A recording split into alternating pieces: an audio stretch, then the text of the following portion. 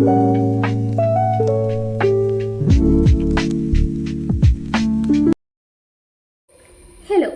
എൻ്റെ എല്ലാവരുടെ എക്സാം പ്രിപ്പറേഷൻസും കാര്യങ്ങളൊക്കെ നല്ല രീതിയിൽ പോകുന്നു എന്ന് പ്രതീക്ഷിക്കുന്നു.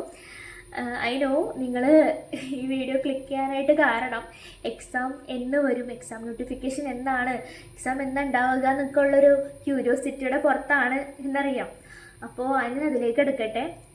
എക്സാം നോട്ടിഫിക്കേഷൻ വരാനായിട്ട് നമുക്ക് അറിഞ്ഞൊരു വിവരം വെച്ച് ലേറ്റ് ആകും, എക്സാം ലേറ്റ് ആകും. സോ നോട്ടിഫിക്കേഷനും ലേറ്റ് ആകും. എന്തായാലും ഈ ഇടയ്ക്ക് ലേറ്റ് ആകുമെന്ന് പറയുമ്പോൾ എന്തായാലും ഈ ഒരു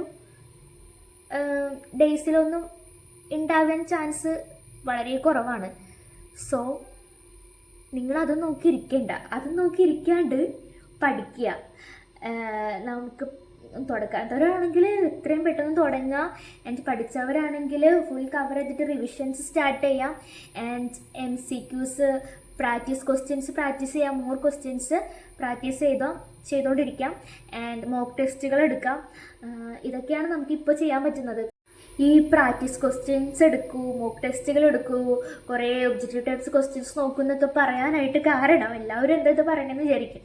പക്ഷെ എന്താ പറയണതിൻ്റെ കാരണം എല്ലാവർക്കും അറിയാം, നമ്മുടെ എക്സാമും ഒബ്ജക്റ്റീവ് ടൈപ്പ് ക്വസ്റ്റ്യൻസ് ആണ് ഫോക്കസ് ചെയ്യണത് എന്നുള്ളതൊക്കെ. നമ്മൾ ഇങ്ങനെ കൂടുതൽ ക്വസ്റ്റ്യൻസ് ചെയ്യുമ്പോൾ, മോക്ക് ടെസ്റ്റുകൾ എടുക്കുമ്പോൾ നമ്മൾ അത്രമാത്രം ക്വസ്റ്റ്യൻസിലൂടെയാണ് കടന്നു പോകണേ. അപ്പോൾ നമുക്ക് അത്രയും ക്വസ്റ്റ്യൻസാണ് കിട്ടുന്നത്, ക്വസ്റ്റ്യൻസ് ആൻസേഴ്സ് ആ ഒരു ഏരിയ ഒക്കെ കവർ ചെയ്യണതാണ്. അപ്പം അത് വളരെ നല്ല രീതിയിൽ നമ്മളെ ഹെൽപ്പ് ചെയ്യും. നമ്മൾ വിചാരിക്കുന്നതിനൊക്കെ അപ്പുറമാണ്, നല്ല രീതിക്ക് അത് ഹെൽപ്പ് ചെയ്യും. കഴിഞ്ഞ പ്രാവശ്യം എക്സാം എഴുതിയ ആളെന്ന നിലയ്ക്ക് എനിക്ക് പറ്റിയ കുറേ തെറ്റുകളുണ്ട്, കുറേ മിസ്റ്റേക്കുകളുണ്ട്. അതൊന്നും നിങ്ങൾക്ക് പറ്റാണ്ടിരിക്കാനായിട്ടാണ് ഈ പറയുന്നത്. ഞാനും ആ തെറ്റെനിക്ക് ഒന്നും കൂടി ആവർത്തിക്കാണ്ടിരിക്കാൻ ഞാനും ശ്രദ്ധിക്കുന്നുണ്ട്. അപ്പോൾ ഞാൻ ചെയ്യുന്ന കാര്യവും ഇതൊക്കെ തന്നെയാണ്.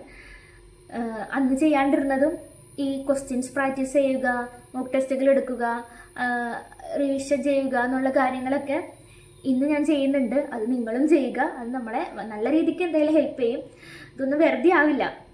എന്തായാലും ഇപ്പം നമ്മൾ കുറച്ച് ദിവസം കൂടി ഉള്ളൂ. ഇപ്പം നമ്മൾ നല്ല രീതിക്ക് ഹാർഡ് വർക്ക് ചെയ്യണമെങ്കിൽ, നല്ല രീതിക്ക് നമ്മൾ ഒരു എഫേർട്ട് ഇടണമെങ്കിൽ നമുക്കൊരിക്കലും റിഗ്രറ്റ് ചെയ്യേണ്ട വരില്ല. ഏറ്റവും വലിയ ഒരു വിഷമം എന്ന് പറയുന്നത് റിഗ്രറ്റാണ്. അത് അനുഭവിച്ച ഒരാളെന്ന നിലയ്ക്ക് പറയാനുള്ളത് അത് അത്ര നല്ല ഫീലിംഗ് അല്ല. കഴിഞ്ഞ പ്രാവശ്യം പ്രതീക്ഷ റാങ്കൊന്നും കിട്ടാണ്ട് ഇങ്ങനെ ഇരുന്ന സമയത്ത് ഞാൻ ഒരുപാട് റിഗ്രറ്റ് ചെയ്തിട്ടുള്ള ആളാണ്. നമ്മൾ പിന്നെ ഇനി അടുത്ത വർഷം കഴിയണം വീണ്ടും ഒരു എക്സാം എഴുതണമെങ്കിൽ. അപ്പോൾ ആ ഒരു വർഷം മൊത്തം നമ്മൾ വെറുതെ ഇരിക്കുക, അല്ലെങ്കിൽ നമുക്ക് വേറെ ഒന്നും ചെയ്യാനില്ല, ഒരു വർഷം വെയിറ്റ് ചെയ്യണം. ആ ഒരു പരിപാടി അത്ര നല്ലതല്ല. അത് നല്ല രീതിക്ക് ഫേസ് ചെയ്ത ഒരാളാണ്. അപ്പോൾ ഈ പ്രാവശ്യം ആ ഒരു തെറ്റ് പറ്റാണ്ടിരിക്കാൻ ഞാൻ എൻ്റേതായിട്ടുള്ള രീതിയിൽ മാക്സിമം ശ്രമിക്കുന്നുണ്ട്. അപ്പോൾ നിങ്ങൾക്കും അങ്ങനെയൊന്നും വരാണ്ടിരിക്കട്ടെ. അപ്പോൾ സോ നിങ്ങൾ നല്ല രീതിക്ക് പഠിച്ച് ക്വസ്റ്റ്യൻസ് പ്രാക്ടീസ് ചെയ്ത് എല്ലാം സെറ്റാക്കൂ. എക്സാം നോട്ടിഫിക്കേഷൻ നോക്കി ആരും ഇരിക്കേണ്ട, അതാണ് നല്ലത്. പഠിക്കേ. എനിക്ക് ഇത്രയും പറയാനുള്ളൂ. ജസ്റ്റ് ഒന്ന് പറയണമെന്ന് തോന്നി. നമ്മൾ അടുത്ത ദിവസങ്ങളിൽ വേറെ ലീഗൽ ആപ്റ്റിറ്റ്യൂഡിൻ്റെയൊക്കെ ക്വസ്റ്റ്യൻസും മറ്റുമായിട്ട് വരാം. വേറെ സബ്ജക്റ്റുകൾ നമുക്ക് നോക്കാം ക്വസ്റ്റ്യൻസ്. അപ്പോൾ ശരി, എന്നാൽ ബൈ, ഓൾ ദി ബെസ്റ്റ്.